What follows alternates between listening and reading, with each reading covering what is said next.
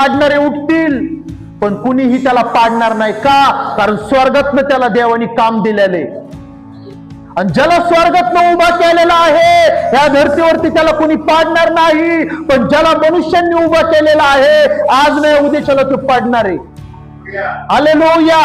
तुमच्यासाठी कितीही ताकद लावली असेल, तुमच्यासाठी तुमचे शत्रू एकत्र आले असतील, हालेलुया, पण रोमकारांस 8व्या अध्याय 30व्या वचनामध्ये पौलुस म्हणतो, जर देव तुझ्या पक्षात आहे तर तुझा विरोधी कोण? जर माझ्या पक्षामध्ये माझा देव आहे तर माझा विरोधी कोण? मी कुणाला घाबरणार नाही. का? कारण माझा परमेश्वर माझ्या संगत आहे. घमंड करायचंय तर परमेश्वराला ओळखतोय म्हणून घमंड करा.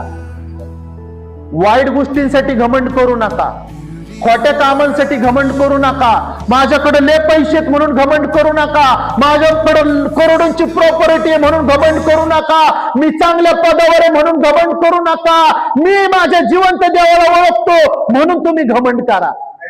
हालेलुया. माझा देव मला माझा हात धरून तो चालवतो. जशी एक आई आपल्या मुलाच्या बोटाला धरून चालवती, तसा माझा देव माझ्या बोटाला धरून चालवतो म्हणून मी घमंड करतो. हालेलुया.